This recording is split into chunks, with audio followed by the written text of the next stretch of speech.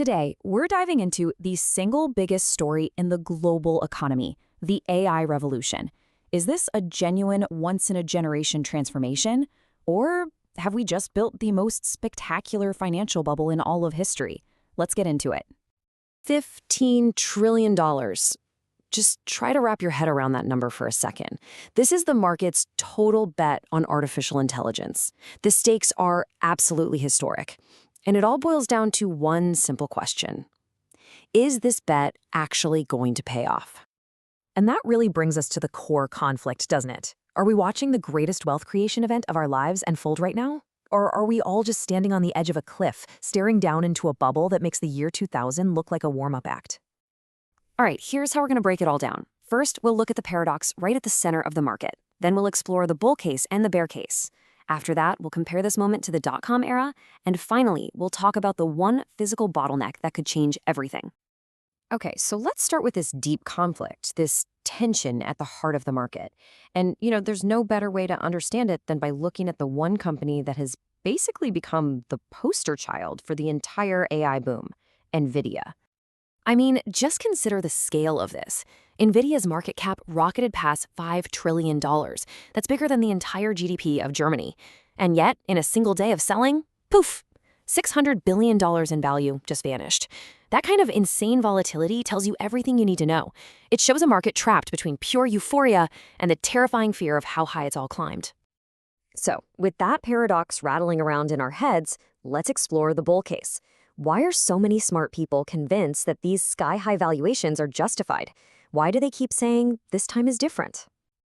Well, the bull case really hangs on this massive shift in what AI actually does. You see, last year, we were all talking about generative AI, which is basically a productivity tool, right? It writes your emails, makes some cool images. But now, we're moving into the era of Agentic AI, and this is a whole different ballgame. This isn't just a tool, it's a labor substitute. We're talking about autonomous agents that can carry out complex, multi-step tasks on their own. And when you're selling digital labor, well, the entire economic model just gets turned on its head. And look, this isn't just some theory. The numbers are real, and they are happening right now. We're seeing hard, audit-ready data. In customer service, AI is already handling 85% of interactions, slashing costs by 30 to 60%. In healthcare, diagnostic accuracy is jumping by 40%. These aren't just pie-in-the-sky projections. When a technology can directly boost your revenue and cut your costs this much, it stops being optional. It becomes essential spending for any serious business. But honestly, maybe the most compelling argument for the bulls is just this. Follow the money. The sheer scale of investment from the tech giants, the hyperscalers, like Microsoft, Google, Amazon, is staggering. They are on track to spend nearly $500 billion on AI infrastructure by 2026. This isn't just buying some chips. This is one of the biggest infrastructure buildouts in history. And let's be real, you do not spend $500 billion on a fad. But we have to aggressively look at the other side of this argument. So let's flip the coin and turn to the bear case. Because the risks that have people genuinely worried are structural, and they are hiding in plain sight. At the core of the bear case is this concept that some are calling the money loop. Okay, so here's how it works. A tech giant, say Microsoft, plows billions of dollars into a hot AI startup. What does that startup do? It immediately turns around and spends that cash on cloud services and GPUs from, you guessed it, Microsoft. Critics call this round-tripping. It can make revenue numbers look artificially inflated, making growth seem way more organic than it actually is. On top of that, you've got valuation metrics just flashing bright red all over the place. The Shiller PE ratio, which is a great way to look at long-term earnings, has now crossed 40. Now, to put that in perspective, the historical average is around 17. The only other time it's been this high was at the absolute tippy-top peak of the dot-com mania. We are in some seriously rarefied air here. And what that means, in simple terms, is that the market is priced for absolute perfection.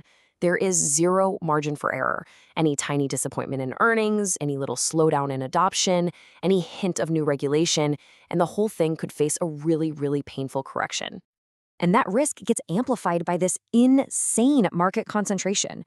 Right now, just 7 tech stocks make up nearly 35% of the entire S&P 500.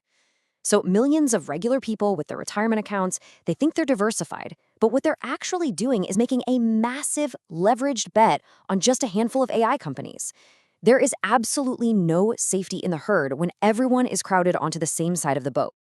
So all of this begs the obvious question, right?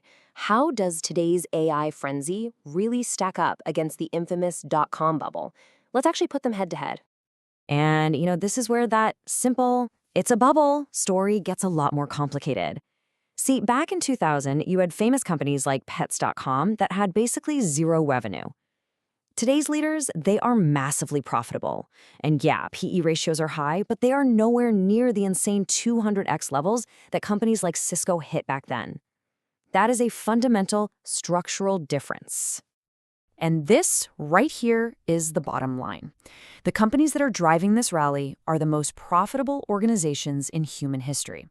Microsoft, Alphabet, Meta, these guys are generating over $70 billion in free cash flow every single year.